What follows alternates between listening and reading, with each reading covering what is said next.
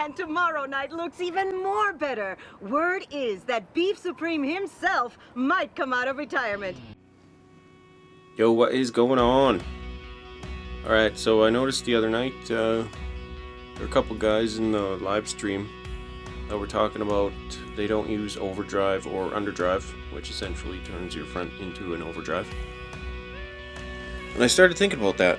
I don't think this thing actually has overdrive or underdrive in it. And like if you're just doing crawling over pretty mundane terrain, we'll say, yeah, that's great. But if you actually want to climb, then an overdrive or underdrive is essential. And I'll show you why.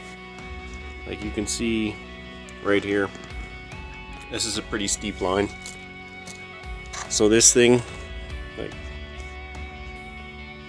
whatever angle that is, it's so high. There's no way this thing will ever make that line. But I'm going to show you something. I just figured out that this rig, this is an insane rig. I've never seen a rig like it yet.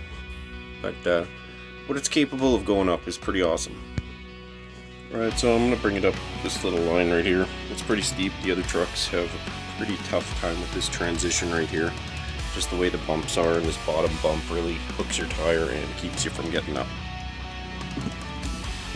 But I've noticed this might take more than one shot too, so I might edit it. But you can see even this thing's struggling to get up this right now. But right now you can see overdrive. The front tires are spinning much more, and this is when it's super important, because technically it's pulling that front over.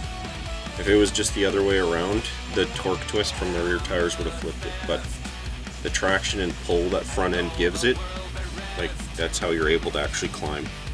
If you're just doing flat rocks and stuff like that, you don't need it. It's non-essential. But stuff like this, so this is where it's about to get nuts. See if I can get a good angle here. So it's pretty twisty right now.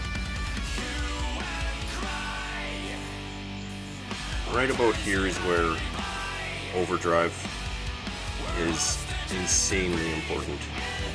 So right now that front is pulling more than the rear's pushing, which is keeping it planted on that wall. Like you can see what it's climbing right now. That's pretty close to vertical. So this is insanely tough. I've made it twice so far out of about 10 attempts. I don't know exactly where to put my tires, but without that overdrive effect, there's no way this would happen.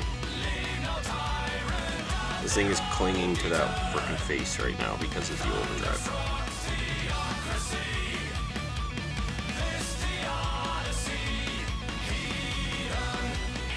I think it's about to slip here. Yeah. But this is why overdrive, underdrive. Underdrive just technically makes your front end overdrive as well, so whatever you prefer. I chose underdrive in the rear so I could do slower, more technical climbs instead of giving that front end even more spin at the same throttle.